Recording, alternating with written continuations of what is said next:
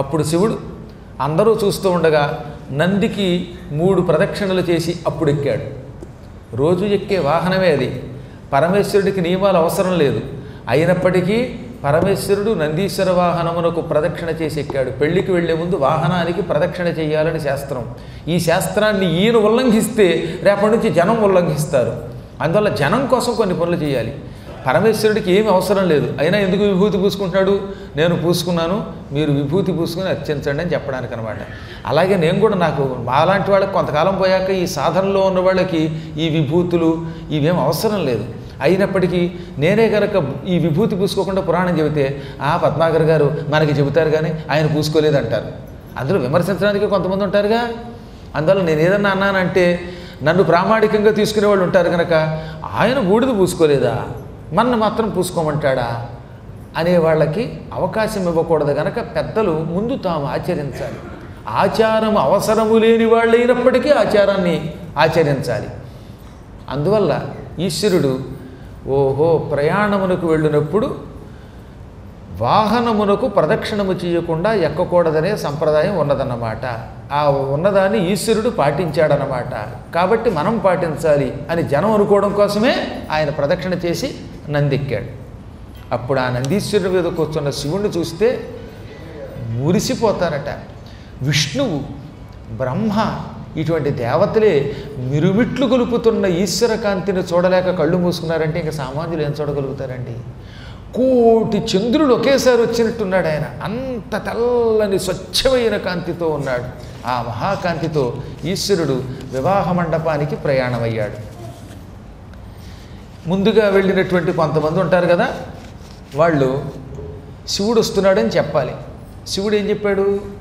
అందరికంటే ముందు నారదా నువ్వు వెళ్ళు, ఇక్కడ ఆహ్వాన సంఘానికి అధ్యక్షుడివే కాదు, నువ్వు వెళ్ళి మేనాదేవి దగ్గర నేను వస్తున్నప్పుడు ఉండాలి, నేను వస్తున్నప్పుడు ఇతడే శివుడని మేనాదేవికి చూపించాలి, నాతో పాటు వచ్చే వాళ్ళందరినీ చూపించాలి.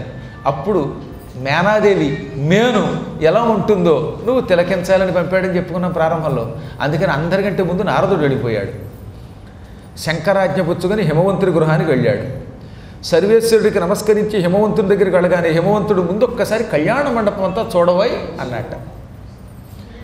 అప్పుడు నారదుడు కళ్యాణ మండపం నేనే చూస్తాను, నువ్వు వచ్చి చూపించక్కర్లేదు అని ఒంటరిగా బయలుదేరాడు. ఆ గృహానికి వెళ్ళగానే అక్కడ ఓ పెద్ద విగ్రహం కనపడింది. ఏమిటా విగ్రహం? విష్ణుమూర్తి యొక్క విగ్రహం కనపడింది. ఈయన కంగారు పడి అందరికంటే ముందు నన్ను వెళ్ళమన్నాడు శివుడు, ఈ శ్రీమన్నారాయణుడు ముందు వచ్చేసేటేమిట్రా బాబు అనుకుని, నారాయణ వాసుదేవ నన్ను రక్షించు, నీకంటే ముందు వచ్చేసాను నేను, నాకంటే నువ్వు ముందు వచ్చినట్టున్నావు, నన్ను క్షమించంటూ కాళ్ళకి సాష్టాంగపడ్డాడు. దండం పెట్టి కాళ్ళు ఎంత పట్టుకున్నా కాళ్ళు మెత్తగా ఉన్నాయి, ఆయన చెయ్యెత్తడు. అప్పుడు చూస్తే అది విష్ణు విగ్రహం. ఆయనకి మతిపోయింది. తలలా గోక్కుని ఆగతాస్తే కిమధునా దేవ విష్ణు పురోగమః, దేవతల్ని వెంట పెట్టుకుని విష్ణువు వచ్చేసాడు అనుకున్నాను, తీరా చూస్తే ఈయన కదలడేమిటి అని బాగా నిమిరితే ఎప్పటికో పూర్తిగా అది విగ్రహం అని అర్థమైందిట. వెంటనే విశ్వకర్మని పిలిచి, ఇటువంటి చిత్రములు నాకు చూపిస్తే చూపించావు కానీ నా వెనకాతలుస్తున్నటువంటి ఈ తుంబురుడికి వాళ్ళకి చూపించకు, వాళ్ళు కంగు తింటారు. నాకే మతిపోయింది, ఇది విష్ణు విగ్రహం అనుకోలా, మా శ్రీమన్నారాయణుడే వచ్చాడు అనుకున్నాను. నిరంతరం హరినామ సంకీర్తనం చేసే నేను, వైకుంఠంలో ఉండే నేనే విగ్రహానికి రూపానికి తేడా తెలియక భ్రమపడ్డాను, ఏమి శక్తి నీదన్నట్ట అని. నేను చెప్పేది ఎందుకు చెప్తున్నానో విను విశ్వకర్మ. ఇక్కడ కొంతమంది సుందరీమణుల యొక్క బొమ్మలు చెక్కావు, ఈ బొమ్మలు చూస్తే మా తుంబురుడు వాడు మతిపోగొట్టుకుంటారు. నిజంగా ఎవరూ లేనప్పుడు కౌగిలించుకున్నా భ్రష్టులైనా అది చూచి ఇతరులు నవ్వుతారు. కాబట్టి దయతో మరీ ఇంతలాగా ఆకర్షణ కలిగేలాగా భ్రమ కలిగించేలాగా ఈ బొమ్మలు చెక్కడం న్యాయం అన్నట్ట. ఆయన చిరునవ్వు నవ్వు ఊరుకున్నాడు. ఇంకెక్కడి నుంచి లోపలికి వెళ్ళి చూసుకోవడం మొదలుపెట్టాట. ఆయన ఒక పక్కన శివుడు కళ్యాణ మండపంలో కూర్చున్నట్టుందిట. ఇదేంటండి శివుడు నన్ను ముందు పంపాడు, పెళ్లి ముహూర్తానికి ఇంకా టైం ఉంది, అప్పుడే మండపంలో వేదిక మీద కూర్చున్నాడు ఏమిటి? ఈశ్వర నేను రాకుండానే పెళ్లి చేసుకున్నావా, నన్ను మోసం చేసావా అని దగ్గరికి వెళ్ళాట. తీరా చూస్తే బొమ్మలు. నయమే శివపార్వతుల కళ్యాణం అయిపోయిందనుకుని నక్షత్రాలు వేశాను కాదు. ఇక్కడ ఎవరన్నా చూస్తే నవ్వుకుంటారనుకున్నట్ట. ఇంకా లోపల మీకు ఇందాక ప్రారంభంలో చెప్పినట్టుగా ఏది జలమో ఏది స్థలమో తెలియట్లేదు. చెరువు అనుకుంటాడు ఓ చోటకెళ్ళి, అది చెరువు కాదు గట్టు. ఇది చెరువు అనుకుని అక్కడికి ఇలా పంచె ఎత్తుకుని పెడితే అది గట్టు కనుక నవ్వుకునేవాట. మళ్ళీ ఓ చోట అచ్చం నేల, ఇక్కడ నీళ్లు లేవు అని అందులో అడుగుపెట్టి బుడుగురు మునిగిపోయాడు అందులో. కొన్ని చోట్ల మంచి లడ్డూలు మొదలైనవి కనబడ్డాయి. ఈ లడ్డు ఈ పూట నాకు ఫుడ్డు అనుకుని తీరా దాని మీద చేస్తే అది బొమ్మ లడ్డు. ఒక్కో చోటకి వెళ్ళాక బొమ్మ అనుకుంటే అది నిజంగా లడ్డు. ఈ విధంగా ఆయనకి కాసేపు మతిపోయింది. ఈ విశ్వకర్మ నిర్మించిన కళ్యాణ మండపంలో కొన్నింటిని చూచి భ్రమపడిపోయాడు. ఆఖరణ ఒక పరమసుందరి కనపడింది. ఈ నారదుడు ఒకప్పుడు మీకు గుర్తుందో లేదో ఒక పర్వతం దగ్గరికి వెళ్ళి అక్కడ ఒక రాజుగారి కూతురుని చూసి వరించాడు అని మనం ఆగస్టులో చెప్పుకున్నాం. ఆ సుందరిమణి వెళ్ళి కనపడింది ఇక్కడ. నారదుడు ఒక్క క్షణం బుట్టలో పడిపోయాడు. ఆహా, శ్రీమతి అనే ఒక రాజపుత్రికని నేను పూర్వం ప్రేమించాను. ఆవిడ నన్ను వంచించి విష్ణువుని పెళ్లి చేసుకుపోయింది. ఇప్పుడు వంచన నుంచి మళ్ళీ మరలి నా మీద ప్రేమతో నన్ను వరించడానికి వచ్చిందనుకుని, శ్రీమతి నువ్వు నాకు బహుమతిగా వచ్చావా అని అమాంతంగా ఆవిడ కాళ్ళు పట్టుకుని, ఈసారైనా నన్ను విడిచిపెట్టకన్నట్టు అంతటి నారదుడు. ఆవిడేమో మాట్లాడదు. ఎంతలో వెనక నుంచి ఎవరో నవ్వినట్టు వెనక్కి చూస్తే విశ్వకర్మ నారదా అన్నట్ట. ఒరే ఇది నీ మాయరా, అయ్య బాబో ఈ శ్రీమతి నాకు మళ్ళీ దక్కిందనుకున్నాను. ఇదిగో ఎక్కడ చెప్పకే, అందులో వీడియో తీసి వాట్సాప్లో పెట్టకనైనా ఫేస్బుక్లో నా పరుగు పోతుంది అన్నట్టుగా చూసేట. ఈ విధంగా నారదుడు అంతటి వాడు అక్కడ నానా విధములైనటువంటి భ్రాంతులకి గురైపోయాడు. అప్పుడు దేవతలు గుమ్మం బయటకు వచ్చి, ఇంకా కళ్యాణ మండపానికి రాకుండా కొద్దిమంది అనమాట, నారదా లోపల ఉన్నావా అన్నారట. నారదుడు బయటకు వచ్చాడు. అసలు అప్పుడు ఆయన మాట్లాడలేకపోతున్నాడు. ఎందుకంటే ఆయన వేరే ట్రాన్స్లోకి వెళ్ళిపోయాడు, భ్రాంతిలోకి వెళ్ళిపోయాడు. ముఖం కాంతి తిరిగింది దెబ్బతోటి. ఎందుకంటే కొంచెం భ్రమపడ్డాడు కదా స్త్రీమూర్తిని చూసి. అందుకని ఇంతలో 4-5 దేవతలు మన వాళ్ళంతా వస్తున్నారు, విడిదుల్లో ఎక్కడుండాలో చెప్పాలి కదా, నువ్వు ఆహ్వాన సంఘానికి అధ్యక్షుడివి కదా, అందుకని నీ దగ్గరకు వచ్చాం. హిమవంతుడు సత్కరించాడా ఏమిటి, నీ ముఖం అలా ఉంది అన్నారట. ఆయన సత్కరించడం ఏమిటి, కళ్యాణ మండపమే సత్కరించింది నన్ను. ఒరే ఈ కళ్యాణ మండపంలో ఇక్కడ ఇంద్రుడి భవనమని ఇక్కడ వరుణుడి భవనమని బోర్డులు ముందే పెట్టబడి ఉన్నాయి. ఆ భవనాల్లోకి వెళ్లే ముందు బాగా పరిశీలించి మరీ వెళ్ళండి. ఎందులోకి వెడుతున్నావో తెలియట్లేదు నాకు. ఇదో మహాభయంకరమైన విచిత్రమైన సభ. ఈ మాయ శివమాయయా విష్ణుమాయయా అంతు చిక్కట్లేదు. నేనే బొట్లో పడ్డాను. పక్కన ఎవరన్నా ఉన్నారేమో చూసుకుని మరీ బొమ్మల్ని చూడండి, లేకపోతే భవిష్యత్తులో ఇబ్బంది వస్తుంది అన్నట్ట. ఇంతలోనో బ్రహ్మగారు కనబడ్డాడు. బ్రహ్మ దూరం నుంచి కనబడగానే ఈ నారదుడు పరిగెత్తుకుంటూ వెళ్ళి, బ్రహ్మదేవ ఈ విశ్వకర్మ దేవతల్ని మోహింపచేసే ఒక భయంకరమైన భవనం కట్టించాడు. అక్కడికి వెళ్ళిన వాళ్ళందరూ మోహితులైపోతున్నారు. ఎందుకైనా మంచిది సరస్వతి పక్కనుండగా నువ్వు లోపలికి వెళ్ళినప్పుడు జాగ్రత్తగా ఉండన్నట్ట అని మాట్లాడమేం తండ్రి అన్నాడు. తీరా చూస్తే అది బ్రహ్మగారి బొమ్మ. మళ్ళీ బొట్లో పడిపోయాడు ఆయన. చెట్ట చివరికి నారదుడు ఈ భవనంలో ఉన్నంత వరకు నాకు మతిపోతుంది అనుకుని పూర్తిగా ఆ ప్రాంతం విడిచిపెట్టి అక్కడి నుంచి దూరం వచ్చి ఇంద్రుడిని పిలిచాడు. చివరికి ఈ ఇంద్రుడు ఒరిజినల్ ఇంద్రుడే, శచీపతి. ఈ విశ్వకర్మ లోపల మహామాయ చేశాడు, దేవతలను మోహింపజేయబోతున్నాడు. ఇన్ని మాటలు ఎందుకు, నేనే బొట్లో పడ్డాను. బహుశా నువ్వు ఒకప్పుడు త్వష్ట అనే ఒక ప్రజాపతిని ఏడిపించావు. ఆయన కొడుకు 3 తలములు కలిగిన విశ్వరూపుడిని చంపావు. మీరు దేవి భాగవతంలో విన్నారు. త్వష్ట ప్రజాపతికి 3 తలలు కలిగిన విశ్వరూపుడిని కొడుకు ఉండేవాడు. ఆ కొడుకుని ఇంద్రుడు వజ్రంతో చంపాడు. అప్పటి నుంచి త్వష్ట నీ మీద పగబట్టాడు. ఆ త్వష్ట ఈ విశ్వకర్మ ద్వారా నీ మీద పగ తీర్చుకోవడానికి కృత్రిమమైన కళ్యాణ మండపం నిర్మాణం చేయించాడేమో అని అనుమానం. ఇందులోకి అడుగు పెడితే నువ్వు ఎక్కడో ఏదో దెబ్బతింటావు, నువ్వు చచ్చిపోతావు, నాకు అనుమానం ఉందన్నట్ట. దాంతో ఇంద్రుడికి కంగారు వచ్చింది.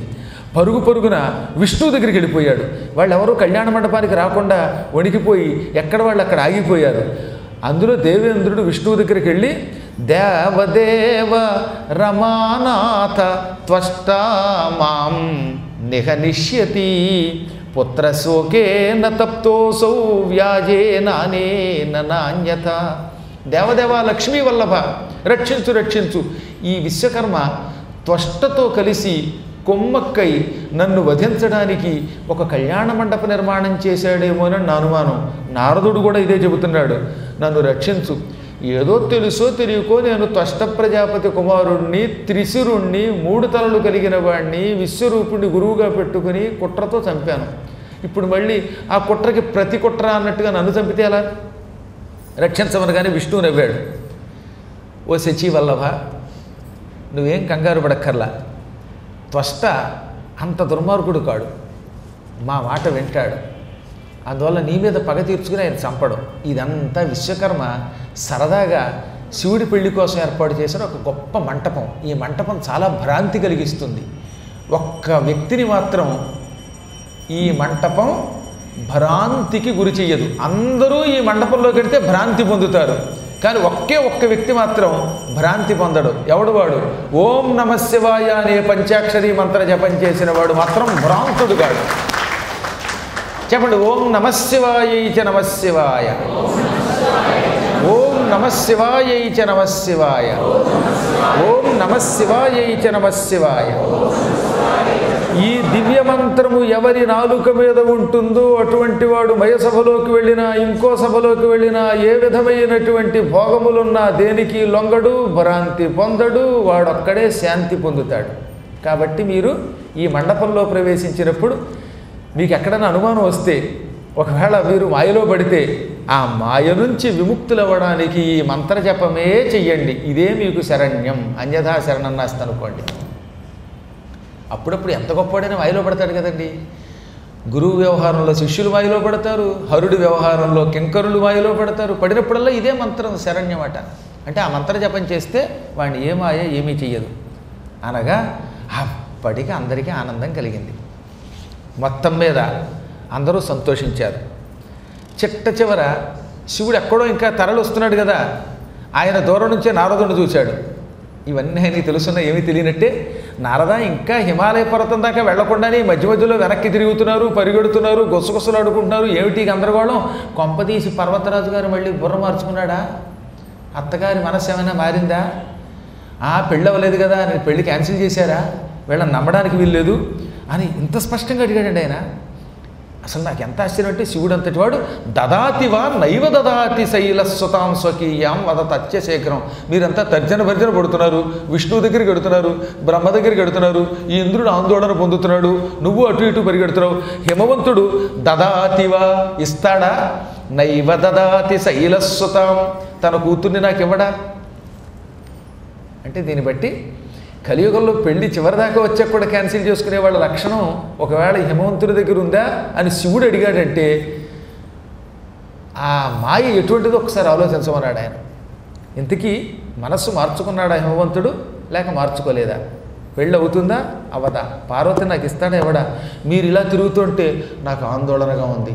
ఎందుకంటే మీ ముఖాల్లో కొంతమంది ఆందోళనతో కలిసినటువంటి చూపులతో చూస్తున్నారు. నిశ్చింత ముఖాల్లో కనపట్టల్లా, చింత కనపడుతుందనగానే నారదుడు వచ్చి, దేవదేవ నీ పెళ్ళి ఆపడానికి హిమవంతుడు ఎంత ప్రయత్నం చేసినా అతని శక్యం కాదు, అతడు శక్తుడు కాడు. అంటే నీ పెళ్ళి ఆపలేడు. మేము తర్జన భర్జన పడుతున్నది నీ పెళ్ళి గురించి కాదు, వేరే ఉంది. అదేమిటో నీకు తెలుసు. నీ మహామాయ చాలా గొప్పది. విశ్వకర్మ యొక్క మహామాయ ఇంకా ఆశ్చర్యకరంగా ఉన్నది. ఆ విశ్వకర్మ మాయ వల్ల మేము ఆందోళన పొందాం, భ్రాంతి పొందాం. నీ కళ్యాణ విషయంలో ఏ చింత పెట్టుకోకల్లా, నిశ్చింతగా కళ్యాణం అవుతుంది అన్నాడు ఆయన. నేను నీకేం చెప్పాను నారదా? వెళ్ళు మేనాదేవి దగ్గరికి అన్నానా? మళ్ళీ ఇక్కడెందుకు తిరుగుతావు? మారు మాట్లాడకుండా హిమవంతుడి దగ్గరికి వెళ్ళి ఆ వంకతో మేనకతో మాట్లాడు, తర్వాత జరిగేది ఏమిటో చూడన్నాడు ఆయన. వెంటనే మిగతా వాళ్ళంతా ప్రయాణంలో ఉండగా నారదుడు ఇక్కడ అదృశ్యమై హిమవంతుని గృహంలోకి అడుగుపెట్టాడు. హిమవాన్, నీవు చెప్పినట్టే కళ్యాణ మండపం అంతా కలదిరిగి చూశాను. చాలా చిత్రాలు విచిత్రాలు ఉన్నాయి. అద్భుతమైనటువంటి నగరాలు, అందులో స్నానాగారాలు, భోజనాగారాలు, అలంకారాలు చేసుకునేటటువంటి భవనాలు, నగలు, నాణ్యాలు, ఒకటేమిటి విందులు, వినోదాలు, సమస్తాలకి ఆలవాలం ఆ కళ్యాణ మండపం. ఆ కళ్యాణ మండపంలో లేనిదంటూ లేదు, అన్నీ వింతలే, విశేషాలే. అందులో నిజము ఉంది, కృత్రిమత్వము ఉన్నది. అద్భుతం. ఇక ఇప్పుడు నేను ఎందుకు వచ్చానంటే ఈశ్వరుడు తన పరివారంతో ఇక్కడికి వస్తున్నాడని తెలియజేయడానికి వచ్చాను. మరికొద్దిసేపట్లో ఇంద్రాది దేవతలు, ఆ ఈశ్వరుడి యొక్క సేవకులు, ప్రమథగణాలు అందరూ వస్తారు. బ్రహ్మగారు వస్తాడు, విష్ణు వస్తాడు, శివుడు వస్తాడు. వీళ్ళందరూ వచ్చాక వాళ్ళందరినీ ఒకళ్ళ తర్వాత ఒకళ్ళని విడిది భవనాల్లోకి ప్రవేశపెట్టే బాధ్యత నీ దగ్గర ఉన్న వాళ్ళకి అప్పగించు. దేవతలు సామాన్యుల, మహాత్ములు వాళ్ళు ఎక్కడికి అంత తేలిగ్గా వెళ్ళరు. కేవలం పరమేశ్వర కళ్యాణం కనుక చూడడానికి వచ్చారు. అటువంటి వాళ్ళని గౌరవించాలి కదా అనగానే ఆయన ఆనందపడిపోయాడు. సరేనండి, ఇప్పుడే నేను వెళ్ళి నా పిల్లలతో కలిసి ఏర్పాట్లు చూసుకుంటాను. నువ్వు అంతఃపురానికి వెళ్ళి అక్కడ మా ఆవిడ చేత చేయించవలసిన కార్యక్రమాలు ఉంటే చేయించు అని నారదుడిని అంతఃపురానికి పంపాడు హిమవంతుడు. ఆయన వెళ్ళిపోయాడు. వచ్చిన వాళ్ళందరినీ చూస్తూ ఎంతో ఆనందం పొందాడు. హిమవంతునికి పెద్దగా అనుమానం లేదు.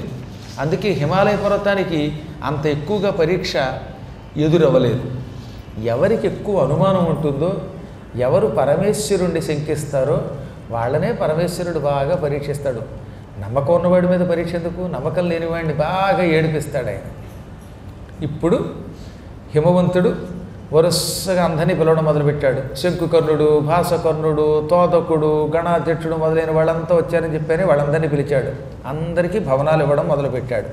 ఆ సమయంలో మేనాదేవిని నారదుడు పిలిచాడు. అమ్మా, శుభవార్త చెబుతున్నాను. ఏమిటి స్వామి అందేవాడ. ఈశ్వరుడు మీ కాబోయే అల్లుడు ఎలా ఉంటాడో ఇప్పటివరకు నువ్వు సరిగ్గా చూడలేదు. ఆయన గురించి నీకు అవగాహన లేదు. ఆయన గురించి రకరకాల బెంగలు పెట్టుకున్నావే.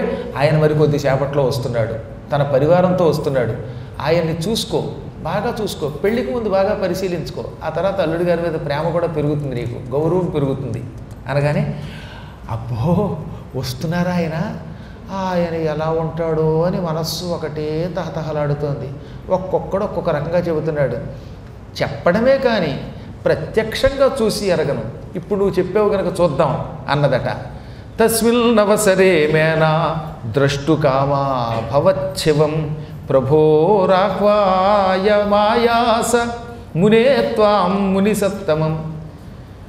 మా అల్లుడిని నువ్వు నేను మేడ మీద ఎక్కి చూద్దాం. మాకు పెద్ద భవనం ఉన్నది. ఆ భవనంలో పై అంతస్తుకి ఎడదాం. ఆ పై అంతస్తు దగ్గర నుంచి చూస్తే 12-15 మైళ్ళ దూరంలో ఉన్నవాళ్ళు కూడా కనబడతారు. వాళ్ళందరినీ చూద్దాం. అల్లుడి గారి వైభవాన్ని బట్టి నువ్వు ఆహ్వానిద్దు కానీ, మళ్ళీ అక్కడ కూడా కొంటి మాట, అల్లుడి గారి వైభవాన్ని బట్టి మనం ఆయన్ని ఆహ్వానిద్దాం, రా రా అన్నదట. ఆవిడకు లోపల విపరీతమైనటువంటి ఆందోళన, తహతహ అన్నీ వచ్చాయి. శివుడు గొప్పవాడు, సంపద కలిగిన వాడు అనుకుంటుంది కాసేపు. ఏమో కొందరేమో దరిద్రుడు అంటున్నారు, ఎలా ఉంటాడో అనుకుంటుంది కాసేపు. ఈ దెబ్బతో మొత్తం మీద రంగంతా తేలిపోతుంది. శివుడు ఎలా ఉంటాడో చూద్దాం అనుకున్నది. అనుకుని చెక్క చెక్క చెక్క నారదుడితో కలిసి ఆ భవనం పై భాగానికి వెళ్ళిపోయింది. వాళ్ళకి మోకాళ్ళ నొప్పులు లేవు కదా, అందుకని చక చక చక 7 అంతస్తుల భవనంలో పైకి ఎక్కేశారట, మెట్లు ఎక్కేశారట నారదుడు ఆవిడ కూడా. ఆ భవనం యొక్క పైన ఉన్నటువంటి బురుజు మీద నుంచి చూడడం మొదలుపెట్టారు. దూరంగా ఉన్నటువంటి వాళ్ళంతా స్పష్టంగా కనపడతారు ఆ బిల్డింగులో చూస్తే. ఎవరు వస్తున్నా వాళ్ళను చూడవచ్చు అన్నమాట. ఇప్పుడు మేన్ అన్నది, నిరీక్షిష్యామి ప్రథమం మునేతం గిరిజాపతిం. మునీశ్వర, నువ్వు నాకు గురువువి, అందుకే నా మనస్సులో ఉన్న కోరిక చెబుతున్నాను. పార్వతీదేవి మహాతపస్సు చేసి శివుణ్ణి భర్తగా చేసుకోవాలనుకున్నది. ఆయన ఇప్పుడు వస్తున్నాడని చెప్పావు. దూరం నుంచి ఎంతోమంది పరివారంతో రావడం కనబడుతోంది. ఈ పరివారంతో వచ్చే వాళ్ళలో ముందుగా శివుణ్ణే చూడాలనుకుంటున్నాను. మిగతా జనంతో నాకేమిటి పని, బోలెడంతమంది పెళ్ళికి వస్తారు, వాళ్ళంతా మాకెందుకు. పెళ్ళికి వచ్చే వాళ్ళలో అల్లుడు ఒకడు చాలు. పైగా మా అమ్మాయి అదృష్టవంతురాలు, అత్త పోరు మామ పోరు లేదు. శివుణ్ణి పెళ్లి చేసుకుంటే ఎన్ని లాభాలు అనుకుంటారు దిక్కుమాలను అత్త మామ. వీళ్ళు నెత్తి మీద తాలింపు పెట్టడం, అదండం ఇదండం, కట్నం తెచ్చేవాడడం, పట్నం తెచ్చేవాడడం, ఏడు పెద్దడం, ఇవేమో ఉండవు. ఏం గొడవని మేనాదేవి కూడా మేనాదేవిది కూతురి మీద ఉన్న ప్రేమ వల్ల ముందు ఒక అత్త పోరు మామగారి పోరు లేదనుకుంది. ఈ ప్రపంచంలో అదేంటో తెలియదు కానీ ఎంత గొప్ప వాళ్ళదైనా ఈ అత్త కోడళ్ళ దగ్గరికి వచ్చేసరికి తేడా వచ్చేస్తుంది కదా. అందుకని సరే ఎలా అయినా శివుడు ఒక్కడే వస్తాడు. ఆ వచ్చే ఆయన ఎలా ఉంటాడో చూడాలి. కీదృశం శివరూపం హి, ఆయన రూపం ఎలా ఉంటుంది, ఎలా అలంకారం చేసుకుంటాడు, కూడా ఎవరుంటారు, ఇది చూడాలి. అందువల్ల నాకు ఈ వచ్చేవాళ్లలో శివుడు ఎవడో చూపించు. నేను సరిగ్గా చూడలేదు శివుడిని ఎప్పుడు, ఏదో వినడం తప్ప, చూచి ఆనందిస్తాను అన్నది. ఈవిడ మనస్సులో శివుడి మీద ఎలాంటి భావం ఉన్నదో శివుడికి తెలుసు. అందుకనే శివుడు ఒక అద్భుత లీల ప్రదర్శించాలనుకున్నాడు. ముందుగా ఏం చేశాడు? నాయనలారా, గణాలారా, మీరు వెళ్ళండి అనగా కొంతమంది ఆయన అనుచరులు బయలుదేరారు. సుందరులు, సౌభాగ్యవంతులైన ముందు గంధర్వులు అలంకారం చేసుకుని వచ్చారట. గంధర్వులు బంగారపు రంగులో ఉంటారు. వాళ్ళంతా గుర్రాలు ఎక్కి అద్భుతంగా అలంకారం చేసుకున్నారు. ఈ గంధర్వులందరికీ ఒక రాజుగారు ఉన్నారు. ఆ గంధర్వరాజు గారు ఒక రథం ఎక్కి కూర్చుని ఉన్నాడు. అయ్య బాబోయ్, ఆయన కిరీటమే ఉంటుందిట. మొత్తం భారతదేశాన్ని కొనేయచ్చట. అంత పెద్ద కిరీటం, అంత గొప్ప కిరీటం ధరించి వస్తున్నాడు. నానా వాహనాలు ఆయనకి వెనక ముందు ఉన్నాయి. ఆయన చూడగానే నారదా, ఈ వస్తున్నవాడే మల్లుడా శివుడా అంది.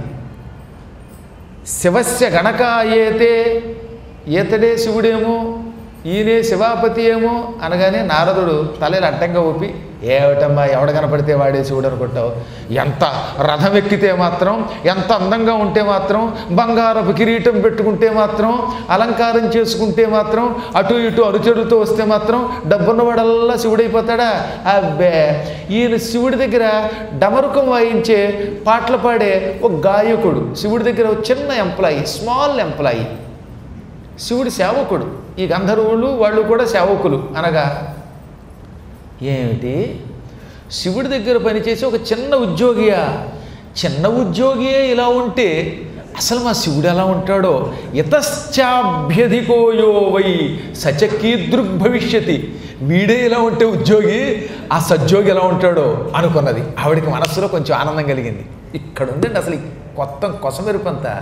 ఈ 12వ శ్లోకిలో యతశ్చ అభ్యధిక అంటే ఇతడే ఇలా ఉన్నాడంటే ఏది ఉద్యోగి, ఇటువంటి వాడికి ఇంత ఉద్యోగం, ఇంత డబ్బు, ఇంత కీర్తి, ఇంత పదవి, ఇంత ఆభరణాలు, ఇంత మహిమ ఇచ్చినవాడు ఆ సుప్రీం ఎలా ఉంటాడో, అందరికంటే గొప్పవాడైన శివుడు ఎంత ఉంటాడో, అమ్మాయ పర్వాలేదు, తన దగ్గర పనిచేసే ఉద్యోగి బంగారమే ఎంత ఉంది, ఆయన దగ్గర ఇంకా బంగారం ఉంటుంది అనుకున్నది.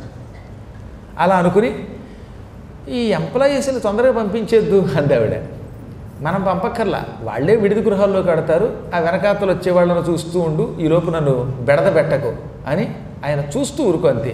వాళ్ళని తొందరగా పంపించు, తర్వాత నా అల్లుండి చూడాలి అంటే మాత్రం ఈ వాహనాలు వెళ్ళొద్దు ట్రాఫిక్ జాములోంచి అన్నాడు ఆయన. పాపం ఆవిడ బుర్రగొక్కుని ఎప్పుడు ఈ గంధర్వుడు వెడతాడని చూస్తూ ఉండగా గంధర్వుడు ఆయన పరివారం వెళ్ళిపోయారు. ఇప్పుడు వెనకాల నెక్స్ట్ బ్యాచ్ వచ్చిందిట. ఈ గంధర్వులు కూడా వెళ్ళిపోయింది.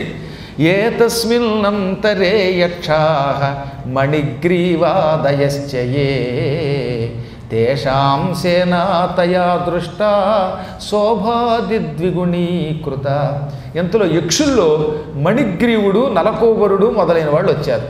అసలు నలకోబరుడు, మణిగ్రీవుడు ఎంత అందంగా ఉంటారండి మరి వాళ్ళు. మహాసౌందర్యంతో కుబేరుడు కొడుకులు గనక, యక్షులంతా కుబేరుడు అనుచరులు గనక అద్భుతమైన అలంకారం చేసుకుని మంచి రథాలెక్కి ఇందాక వచ్చిన గంధర్వుల కంటే శోభతో వచ్చారు. ఇంక ఈవిడ పొంగిపోయింది. మణిగ్రీవుడు చూడగానే వీడే శివుడు, నాకు అర్థమైపోయింది. నువ్వు చెప్పినట్లుగా ఇందాక ఉన్న వాళ్ళకంటే బోలెడంత డబ్బుతో, శోభతో, అందంతో ఉన్నాడు. ఈయనే శివుడు కదా, ఈయనే శివుడు కదా, ఈయనే మాలుడని చెప్పబోయింది. ఏమిటమ్మా ఈ తొందర చంపేస్తున్నావు? ఈయన శివుడు కాదు, శివుని సేవకుడు, కుబేరుడు కొడుకు ఇంత చేసి అనగానే ఈయన కాదా మా అల్లుడు అంది. పోన్లే శివుడి సేవకుడు అంటున్నావుగా, ఇతడు కూడా ఎంత గొప్పగా ఉన్నాడంటే, ఇందాకటి వాడి కంటే గొప్పగా ఉన్నాడంటే మా అల్లుడు గ్యారంటీగా మంచి గొప్పగా ఉన్నవాడే అనుకున్నది. ఇంతలో ఏం జరిగింది? అగ్నిదేవుడు వచ్చాడు. వహినిహి స ఆగతక, అగ్నిదేవుడు వచ్చాడు. అమ్మ బావోయ్, ధగ ధగ వెలిగిపోతున్న కిరీటం పెట్టుకున్న ఈయనే శివుడయ్యి ఉంటాడు చెప్పబోయ్ అనగా రుద్రుడు కాదు, ఈయన అగ్నిహోత్రుడు. ఈయన కూడా కాదా, అగ్ని ఈయన అని మళ్ళీ ఈవిడ నీరసపడిపోయింది, డల్ అయిపోయింది. ఎంతలో మంచి అందమైన శరీరం వేసుకుని కిరీటం పెట్టుకుని దున్నపోతు విడిచిపెట్టి కొత్త వాహనం మీద వచ్చాడు యముడు. ఇప్పుడు యముడు చూస్తే తెల్లగా ఉంటాడు కదా, యముడు ఎల్లవేళలా నల్లగా ఉండేటండి. పాపాత్ముల్ని అంటే ఈ పురాణం వినకుండా ఉంటారు, ఇంట్లో కూర్చుని పుడుకులు వేసుకునేవాళ్ళు, వాళ్ళకేమో నల్లగా కనపడతాడు, మీకు తెల్లగా నాలా అందంగా కనపడతాడు యముడు. అంటే యముడికి 2 రూపాలు ఉంటాయి. పుణ్యాత్ములకి అందంగా, పాపాత్ములకి భేకరంగా ఉంటాడు. ఇప్పుడు యముడు అలంకరించుకుని వస్తున్నట్ట. ఇందాకటి వాడికంటే అగ్ని కంటే ఈయన చాలా అందంగా ఉన్నాడు, రెట్టింపు అందంగా ఉన్నాడు. నారదా నిజం చెప్పు, మా పట్టిని చేపట్టే రుద్రుడు ఇతడే కదా అనగానే, ఈతడు రుద్రుడు కాదు, రుద్రుడు ఒక్క తన్ను తనితే కింద పడి చచ్చిపోయి మళ్ళీ బతికిన యముడు అన్నాడట ఆయన. ఓహో యముడంటే ఈయన, యముడు ఇంకో రకంగా ఉంటాడని విన్నానే అనగా, నువ్వు కొంచెం పుణ్యాత్పురాలివి కదా, పార్వతి తల్లివి కదా, అందువల్ల నీకు ఇలా కనపడ్డాడు. ఈ యముణ్ణి ఎడంకలతో తన్ని అవతల పారేశాడు తెలుసా మీ అల్లుడు, మృత్యుంజయుడు అనగానే విన్నాను, అందుకే సంతోషపడిపోతున్నాను. అబ్బబ్బా ఎప్పుడు చూస్తానా నా అల్లుడిని అనుకుంటూ ఉంటే నువ్వు ఈ గిల్లుడి గాళ్ళను చూపిస్తావు కానీ అల్లుడిని చూపించవే నారదా అంది. అన్నిటికీ కంగారే నీకు, నీ దగ్గర చూపించ రెండూ ఎక్కువే. ఆనందం వచ్చినా పట్టలేం, దుఃఖం వచ్చినా పట్టలేం, ఎవడు కనపడితే వాడే అల్లుడు అంటావు. కాస్త డబ్బున్నవాడల్లో అల్లుడే అయితే ఈ ప్రపంచంలో ఎలా బతుకుతావు తల్లోయ్ అనగా మళ్ళీ కొంచెం మాట్లాడకుండా మౌనంగా కూర్చుంది. ఎంతలో మరికొద్దిసేపటికి ఏం జరిగింది, నిర్రుతి వచ్చాడు అక్కడికి. ఓరి బాబో ఈయన చాలా అందంగా ఉన్నాడు, ఈయనైనా శివుడు అంది.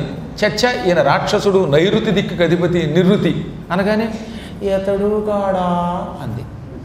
ఎంతలో మరొక ఆయన వచ్చాడు, ఈయన్ని చూస్తూ ఉంటే మిసమిసలాడిపోతున్నాడు, నవరత్నాలు ధరించాడు. అబ్బో ఈయన్ని చూస్తే జలకళ కనపడుతోంది, ఈయనైనా శివుడు అంటే ఈయన వరుణదేవుడమ్మా అన్నట్ట. ఈయన కాదా అయ్యో అంటూ ఉండగా అటూ ఇటూ కదిలిపోతున్న జడలతో మంచి అద్భుతమైన కిరీటములు పెట్టుకుని మరో సౌందర్యవంతుడు వచ్చాడు, బలవంతుడు కూడా ఈయన. ఈయనే శివుడై ఉంటాడు. ఇప్పుడైనా చెప్పవయ్యా ఈయనే శివుడని అంటే, ఈయన శివుడు కాదు వాయుదేవుడు, అష్టమూర్తుల్లో ఒకడు ఈయన అన్నాడు నారదుడు. ఈయన కాదన్నమాట. ఇంతలో ఒకడు వచ్చాడండి బాబోయ్, డబ్బే డబ్బు వాడి దగ్గర, బంగారం కుప్పలు తెప్పల కింద ముందు వాడు ఒళ్ళంతా, వేళ్ళకి ఇక్కడి నుంచి ఇక్కడ దాకా ఉంగరాలు, ఇక్కడి నుంచి ఇక్కడ దాకా బొంగరాలు, మొత్తం శరీరం అంతా బంగారం మయం చేసుకుని పరమ సౌందర్యంతో అలంకరించుకొచ్చాడు. అందం కంటే వాడి దగ్గర ఉన్న బంగారం బాగుంది. ఇంత బంగారం ఉందంటే ఈయన మా అల్లుడు, ఇంకింత బంగారం మరి ఎవరి దగ్గర ఉండదు. ఎందుకంటే తల వెంట్రుక మొదలుకొని కాలు గోరు దాకా అంతా బంగారమే, అన్నీ నవరత్నాలే. వీడే నాల్లుడు వచ్చి అంది ఆవిడ. ఇదిగో ఇందామని చూస్తున్నాను, డబ్బున్న వాడల్లా అల్లుడేనేటి, ఒళ్ళంతా బంగారం పెట్టుకున్నంత మాత్రం చేత నీ అల్లుడికి వీళ్ళు సాటు వస్తారా? ఇలా తొందరపడితే నాకు కోపం వస్తుందో ఈ మేన.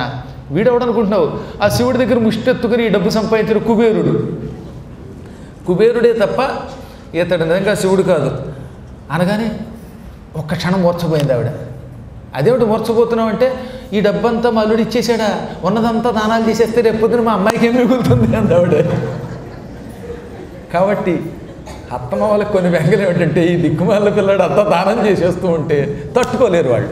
కొంతైనా కాస్త ఎఫ్డీ వేసుకుంటే బాగుండు అల్లుడు అనిపిస్తుంది అనమాట. ఎంత డబ్బు కుబేరుడికి ఇచ్చేసాడంటే ఇక మా అల్లుడి దగ్గర మిగిలింది అంటే, ఇలాంటి వాళ్ళు ఇంకో కొన్ని కోట్ల మంది వచ్చినా ఆయన దగ్గర ఇవ్వడానికి సొమ్ము ఉంటుంది. ఆయన సొమ్ము తరగదమ్మా బాబు, ఇవ్వబట్టే ఆయన దగ్గర డబ్బు పెరుగుతోంది.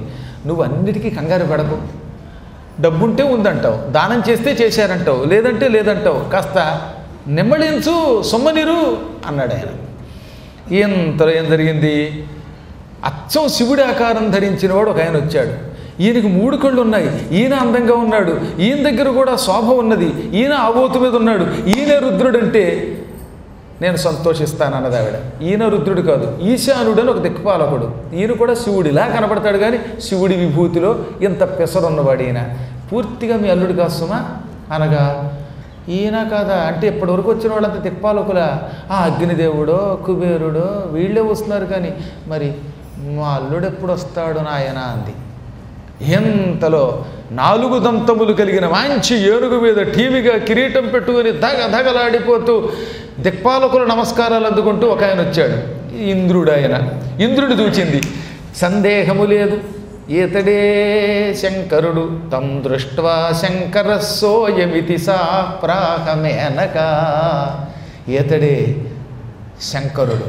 ఎంతమంది దిక్పాలకులు, ఏది కుబేరుడు వంటి వాడు నమస్కారం అండి అంటున్నారంటే ఈతడు ఈ దిక్పాలకులకి సంపదించిన ఉద్యోగం ఇచ్చిన మా అల్లుడై ఉంటాడు.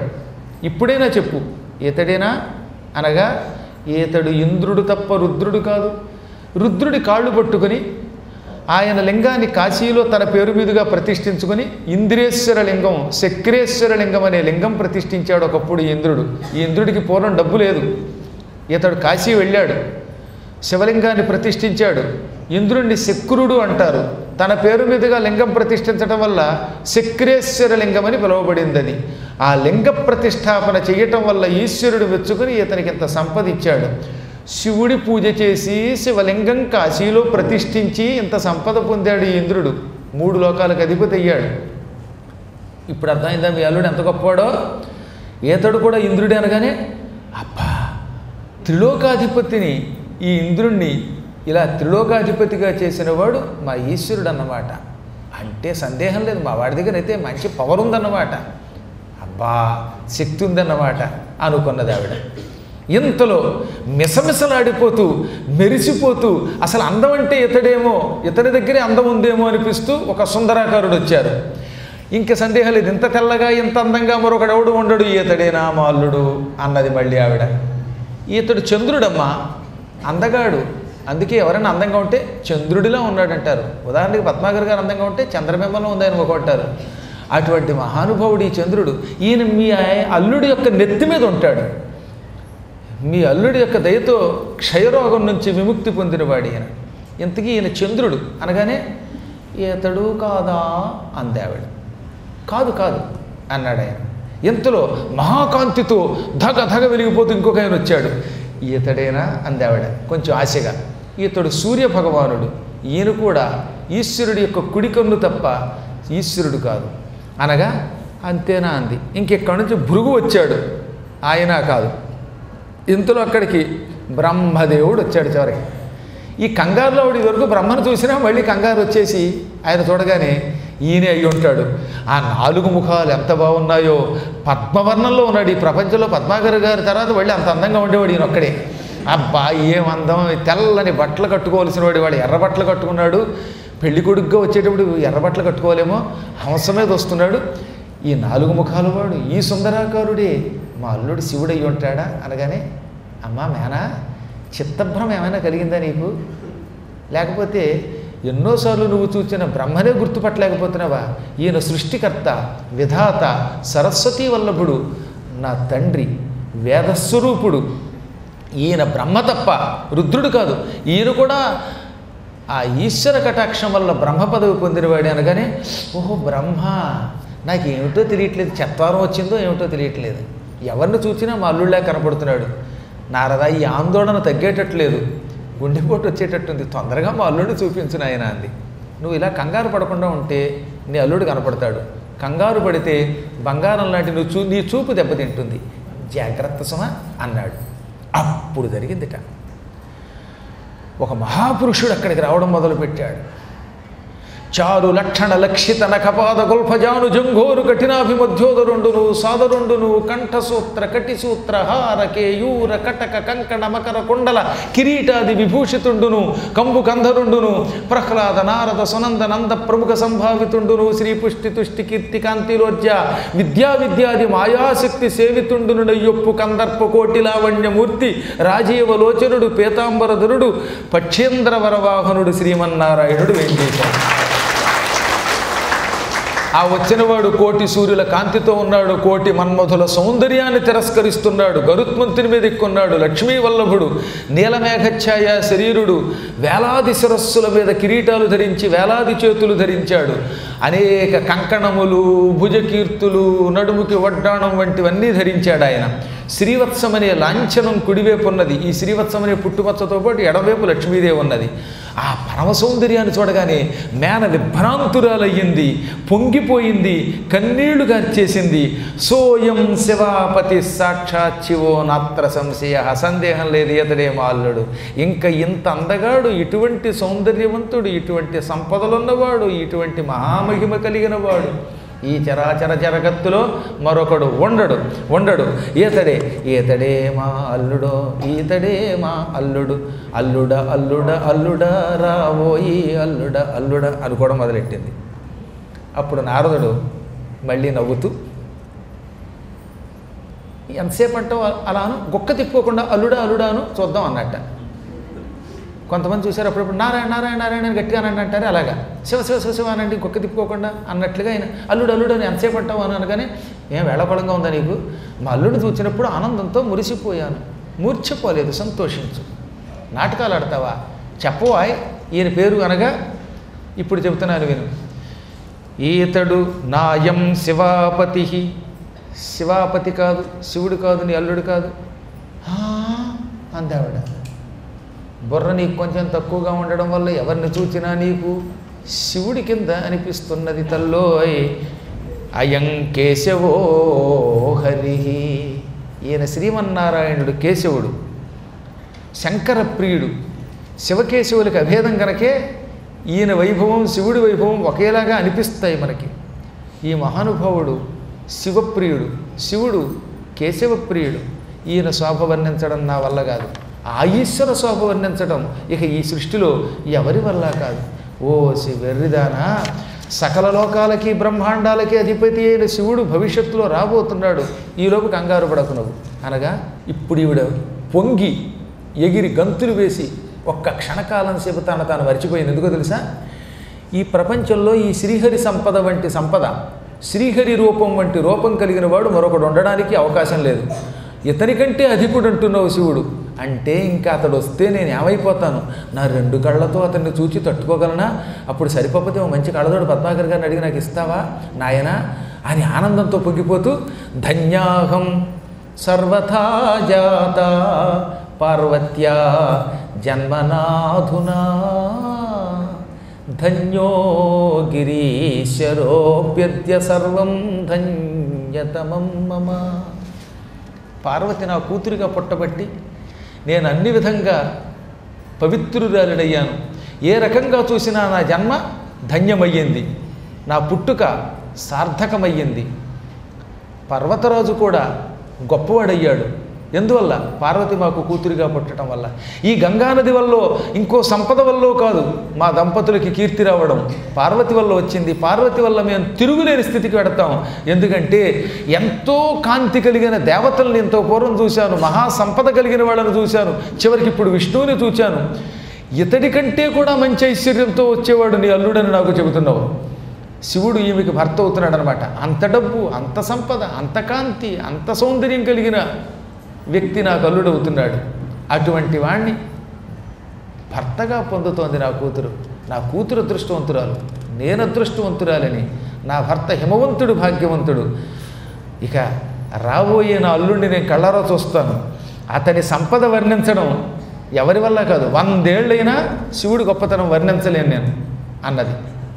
ఇలా పలుకుతూ ఉండగా లాస్ట్ అండ్ ఫైనల్గా, ఇది విష్ణువు కూడా విడిపోయాడు కదా విడిది గృహానికి.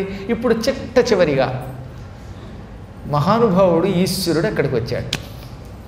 ఈ మేనక యొక్క డబ్బు పిచ్చ, మొదటి నుంచి తన మీద నమ్మకం లేకపోవడం ఇవన్నీ ఆయనకి తెలుసు కదా. అందుకే ఈవిడికి ఒక గుణపాఠం చెప్పాలనుకున్నాడు ఆయన. ఒక విచిత్ర రూపం, స్వస్వరూపాన్ని ప్రదర్శించాడు. అప్పుడు నారదుడు అదిగదిగదిగో, ఇందాక నుంచి కనిపించిన వాడల్లా మాలుడు అన్నావే వాళ్ళు ఎవరూ కాదు, ఇప్పుడు వస్తున్నవాడిని గుర్తుపట్టలేకపోతున్నావు. ఆ చిట్ట చివరి కనపడుతున్నాడే నందీశ్వరుడి మీద ఎక్కి ఆయనే శివుడు.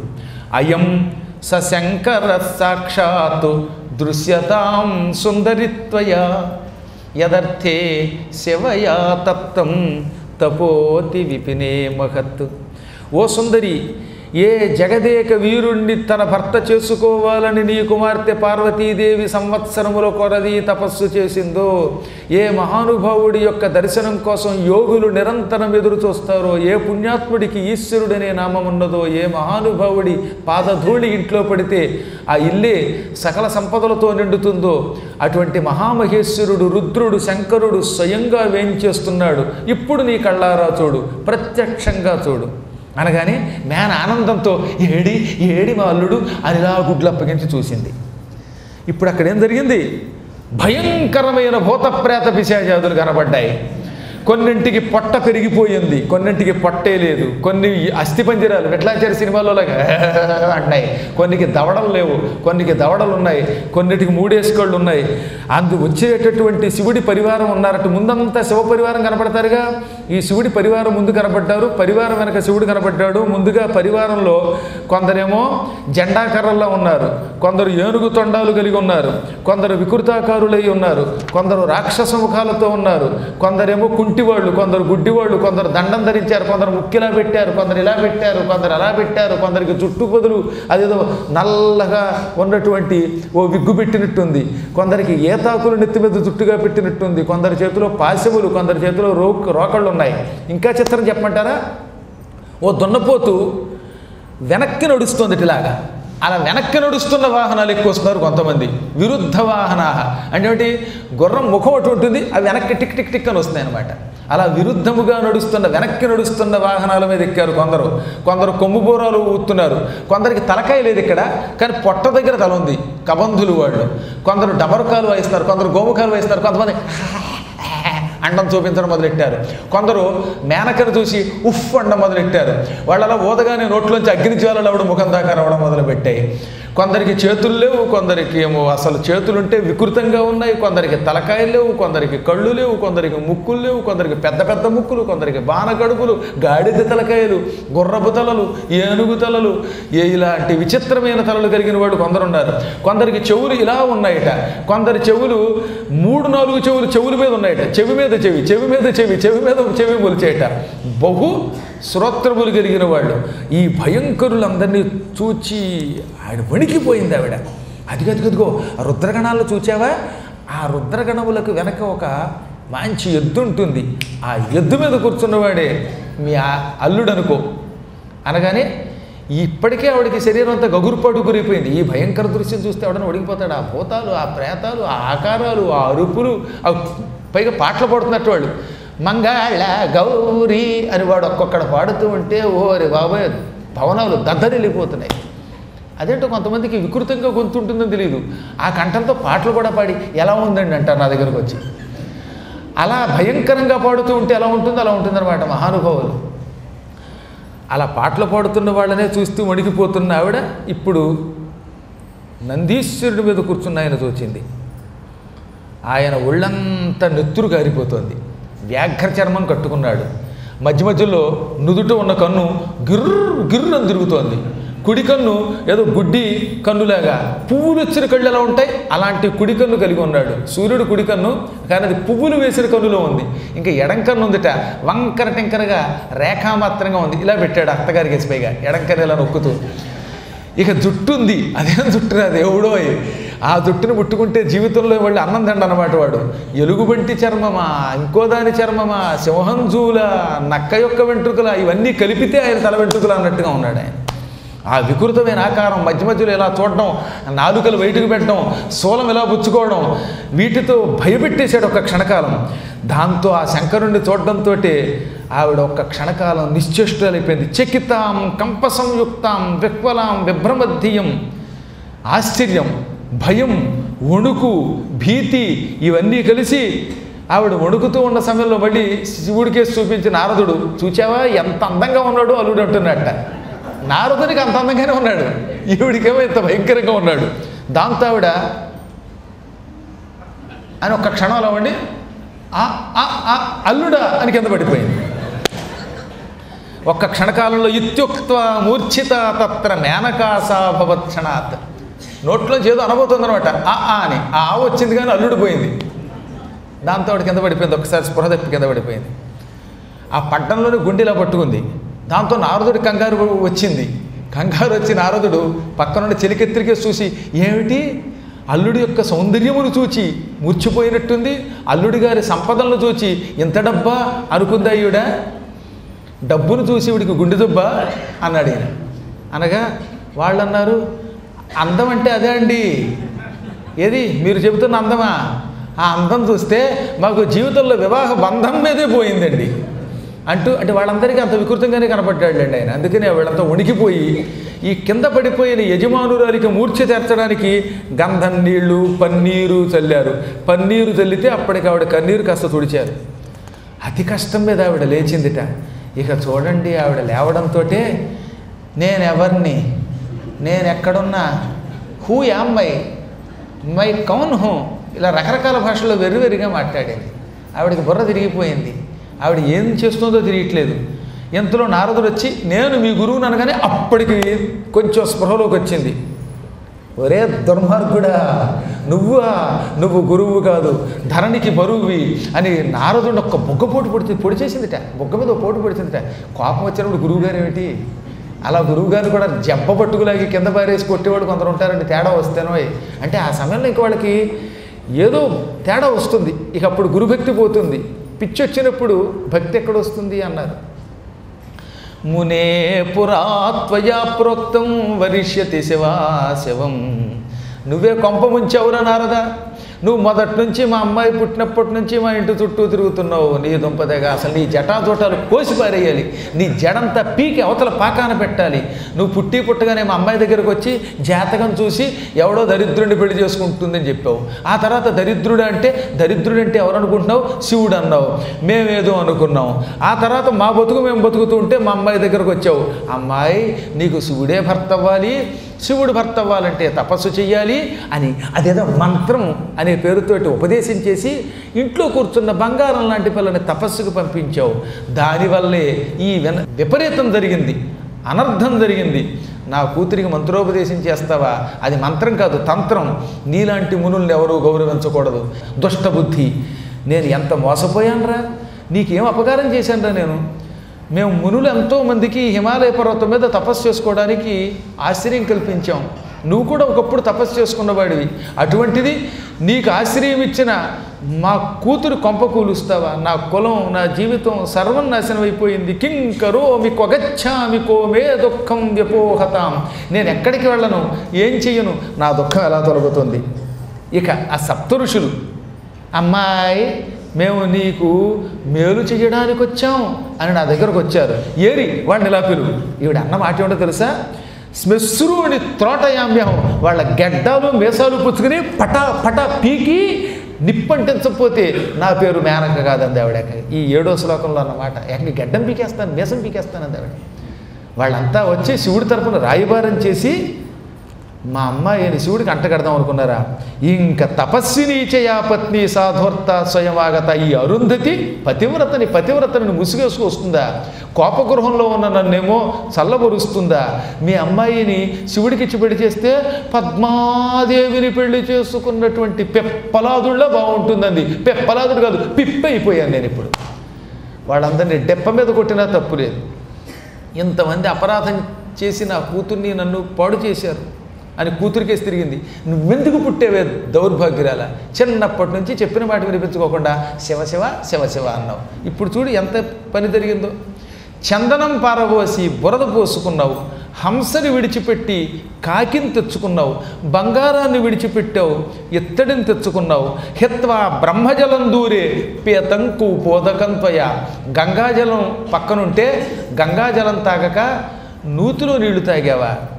సూర్యుడిని విడిచిపెట్టి మిడుగురు పురుగురు పట్టుకుంటావా? బియ్యం విడిచిపెట్టి ఊక పొట్టు తౌడు తింటావా?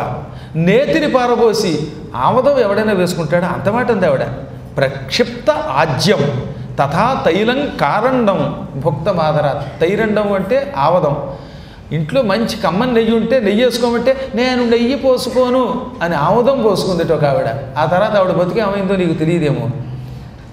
పరమ పవిత్రమైన సింహాన్ని సేవించడం మాని నక్కని సేవిస్తావా? బ్రహ్మ విద్యను విడిచిపెట్టి అమ్మాయి అమంగళకరమైన పని చేసేవే, నిన్ను అసలు నేను క్షమించకూడదు దౌర్భాగ్యురాల. ఎంతమంది లేరు, విష్ణువు లేడా ఎంత సంపద కలిగిన వాడు, బ్రహ్మ లేడా ఎంత అందంగా ఉన్నాడు. అక్కడ ఇంద్రుడు మొదలైన వాళ్ళందరినీ విడిచిపెట్టి ఈ దౌర్భాగ్యుడిని ఎలా వరించగలిగావే బాబు? నీకు జన్మనిచ్చినందుకు మేము భ్రష్టులమైపోయాం. నారద, నీ బుద్ధికి తగినటువంటి విధంగా ప్రవర్తించావు. అందుకే ఎవడబడితే వాడి ఇంటికి వస్తే వాడిని గురువు అని గౌరవించకూడదు. ఈ ఇంటిని నువ్వే నాశనం చేశావు. ధిక్కులం ధిక్రియాదాక్ష్యం సర్వం ధిగ్యత్కృతం త్వయా. ఛీ నా కులం, ఛీ నా కర్మ, ఛీ నా బ్రతుకు, ఛీ దరిద్రపు గురువా అని మొత్తం అందరినీ తిట్టింది. ఇంకా నాకేమిటి? మరణంతు మమైవహి. నాకు దిక్కు మరణమే, నేను చస్తాను. ఈ రోజు నుంచి నా మొగుడు ముఖం చూడడం. చివరికి మొగుడు మీద కూడా పడింది. పర్వతనామయం రాజా నాయాతు నికటేమవ. నా మొగుడు నా దగ్గరికి రాని చెప్తాను. నేను భర్త ముఖం చూడను, సప్త ఋషుల యొక్క ముఖం చూడను. అందరూ కలిసి ఏమి సాధించారు? సాధించ కించ సర్వైస్తే. ఏమి సాధించారు వీరంతా? నేను గొడ్రాలుగా పుట్టినా బాగుండేది, లేదా ఆడపిల్లని కనకుండా ఉంటే బాగుండేది. ఆడపిల్లల్ని కన్నప్పటి నుంచి ఒకటే బాధ, మంచి మొగుడిని చూడడం దగ్గర నుంచి అన్నీ బాధలే కదా. పెళ్ళయ్యాక కూడా రోజు ఈ అమ్మాయి గురించే తలుచుకోవాలి.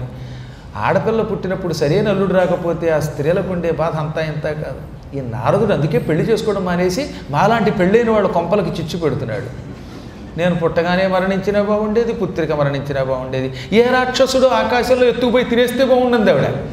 అసలు ఇలా మాట్లాడతారా అనిపిస్తుంది అనమాట. అంటే అంత కోపం వచ్చేసింది ఆవిడికి. రక్షస అద్య కథం నోవా భక్షిత గగనే పునః. ఈ కూతురికి ఆ శివుడికి ఇచ్చి పెళ్లి చేయడం కంటే ఏ రాక్షసుడు ఇక్కడికి వచ్చి ఈవిడ ఆకాశంలోకి ఎగరేసుకుపోయి తినేస్తే బాగుండింది ఆవిడ. అంతకంటే ఇంకో మంచి పని చేస్తే బాగుంటుందేమో. ఎవరు అక్కడ కత్తి పట్టుకురండి, కత్తితో ఛేదయామి శిరస్థేత్య, కూతుర్ని చంపేస్తాను. ఎందుకంటే పెళ్ళయి రోజు శిక్ష అనుభవించడం కంటే, పెళ్ళయి దౌర్భాగ్యుడితో హింసలు అనుభవించడం కంటే ఇప్పుడే ఈవిడ నేను చచ్చితే ఒక్కసారే పేడా పోయే. అయ్యో అలాగని కూతుర్ని ఎలా చంపను బాబోయ్, నేనే చావనా, నేను చచ్చిపోతే ఈవిడ గ్యారంటీగా తెగించి శివుడిని పెళ్లి చేసుకుంటుంది, ఆ తర్వాత ఈవిడ ఒక ఎవరు చూస్తారు అని ప్రలపించింది, మూర్ఛిల్లింది, లేచింది. మళ్ళీ ఎంతలో హిమవంతుడు వచ్చాడు. నువ్వు దగ్గరకు వచ్చావంటే తంతానంది భర్తని. అసలు రావద్దు, నీ ముఖం చూడండి. అప్పుడు నారదుడు, అమ్మాయి ఎంతసేపు తిడతాలో అంతసేపు తిట్టు, నీ తిట్లన్నీ పూర్తయ్యాక అప్పుడు నేను చెబుతానంటే ఇంక తిట్టేదేమో తిట్టి తిట్టి గొంతంతో ఎండిపోయింది అనగా, అప్పుడు ఆయన ఒక్క క్షణం నీవు నోరు మూసుకొని శ్రద్ధగా నేను చెప్పే మాట విను. శివుడి యథార్థ రూపం మాకు తెలుస్తున్నది. ఆయన పరమసుందరుడు, పరమైశ్వర్య సంపన్నుడు. పెళ్ళికి వచ్చే ముందు ఆయన రూపాన్ని చూచి 3,000,000 దేవతలు మూర్చిపోయారు. నువ్వు మొండిదానివి, కోపిష్టిదానివి, అల్లుడి మీద వెర్రి వ్యామోహం పెట్టుకున్న దానివి, ఆయన మీద విశ్వాసం లేని దానివి. అందుకే నిన్ను పరీక్షించడానికి ఆయన ఈ రూపం చూపించి ఉంటాడు. కానీ ఆయన ఎంతవాడో మాకు తెలుసు అనగానే ఆవిడ, మళ్ళీ ఏమిట్రా చెబుతావు, ఎంతో పరుగు పూర్వం చెప్పావు చాలు, ఛీ పో, నువ్వు దుష్టుడివి, అధమాధమహ అంది ఏకంగా. అప్పుడు ఇంద్రాది దేవతలు వచ్చారు, దిక్పాలకులు వచ్చారు. అందరూ కట్టగట్టుకుని, మేనా నువ్వు సామాన్యురాలివా, సనత్కుమారుడి శాపం వల్ల భూలోకంలోకి వచ్చి హిమవంతుడికి భార్యవయ్యావు, కానీ నిజానికి నువ్వు పితృదేవతల కన్యవి. పితృదేవతల కుమార్తె ఏమిటి, శివుడిని గుర్తించకపోవటం ఏమిటి? మహానుభావుడైన శంభుడి యొక్క సౌందర్యం అందరికీ అర్థం కాదు. నీ కుమార్తె మహాతపస్సు చేయబట్టి ఆయన కటాక్షించి దర్శనమిచ్చి వరమిచ్చి ఇక్కడికి విచ్చేశాడు. మా మాట విను అనగా, మీరు ఎన్నైనా చెప్పండి, అందరూ కలిసి నన్ను మోసం చేస్తున్నారు, నేనివ్వను. నదేయాతు మయా కన్యా గిరిశాయ ఉగ్రరూపిణే. ఉగ్రరూపం కలిగిన భయంకరాకారుడైన ఈ పిశాచ వదనుడైన శివునికి నా కూతుర్ని యవ్వనుగాకెవ్వను. ఎంతలో సప్తఋషులు వచ్చారు. అమ్మా మేము చెప్పిన మాట దృష్టిలో పెట్టుకో అన్నారు. అప్పుడు ఆవిడ, అసలు మీరేరా ఈ పెళ్లి పెద్దలు అంటూ వచ్చారు, ఈ అరుంధతితో పాటు ఎవరక్కడ కత్తి పట్టుకురండి, నేను నా కూతుర్నైనా చంపుతాను, లేదా వీళ్ళనైనా చంపేస్తాను, బ్రహ్మహత్యా పాపైనా పర్వాలేదు.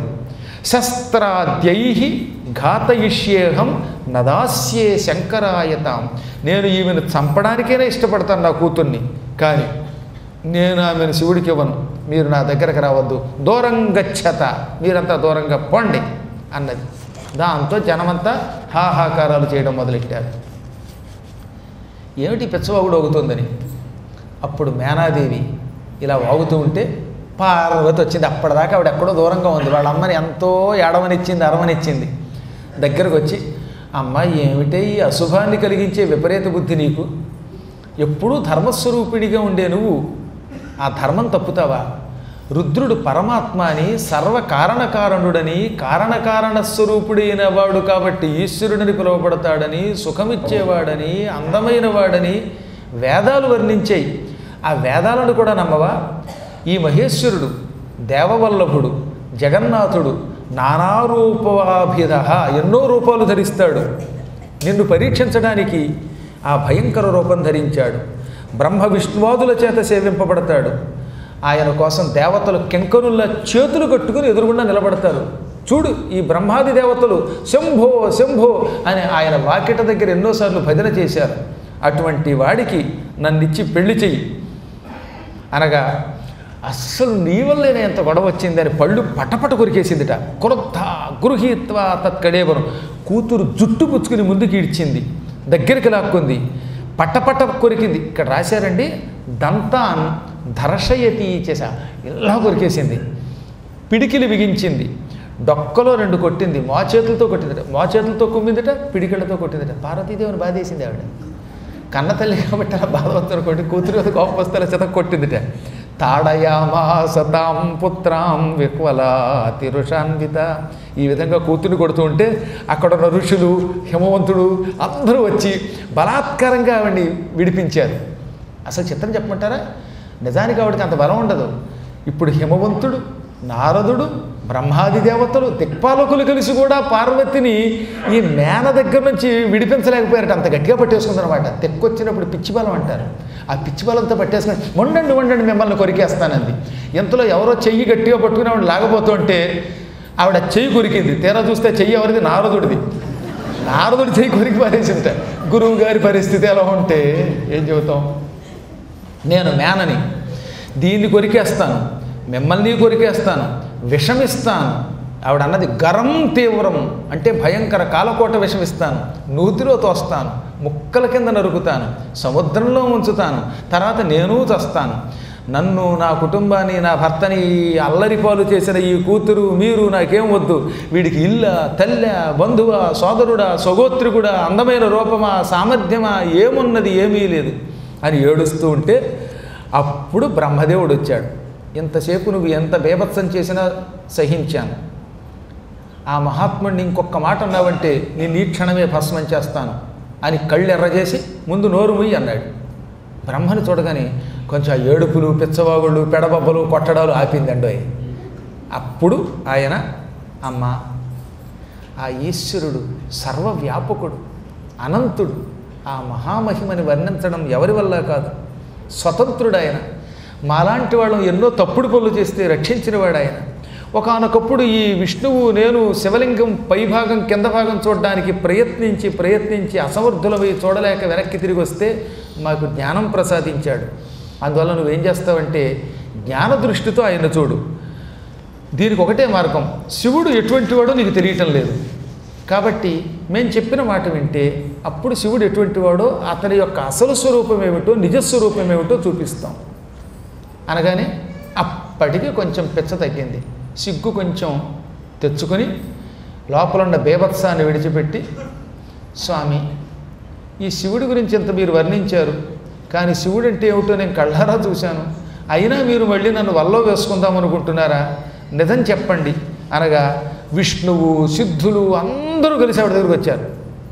ఒకటి శివుణ్ణి గురించి నువ్వు మానసికంగా అశాంతి పొందినంతకాలం, ఆయన మీద విశ్వాసం లేనంతకాలం నువ్వెంత గెంతుకున్నా ఈశ్వరుడి యొక్క సంపూర్ణ రూపాన్ని, అందమైన రూపాన్ని చూడలేవు. ఈశ్వరుడి యొక్క నిజరూపం చూడాలంటే మేము చెప్పినట్టు చెయ్యి అనగా చెప్పండి అంది. ముందు 2 చేతులు జోడించి హృదయమునకు చేర్చుకో, గుండెకాయ దగ్గరికి చేర్చు అనగానే ఆవిడ 2 చేతులు జోడించింది, ఎడమ వైపుకు చేర్చింది. కళ్ళు మూసుకో అనగానే కళ్ళు మూసుకుంది. ఓం నమ శివాయ అనే పంచాక్షరీ మంత్రం ఎడతెరపి లేకుండా చెప్పిస్తూ, ఈశ్వర నీ సత్యరూపం, నిజరూపం చూపించు అని కోరుకో, తర్వాత ఏం జరుగుతుందో చూడన్నారు వాళ్ళు. ఆవిడ వెంటనే ఆ ధ్యానంలోకి అడుగుపెట్టింది. ఆవిడ ఏం చేసిందో తెలుసుకోవాలి కదా, రేపటి రోజు కార్యక్రమంలో తెలుసుకుంటే స్వస్తి.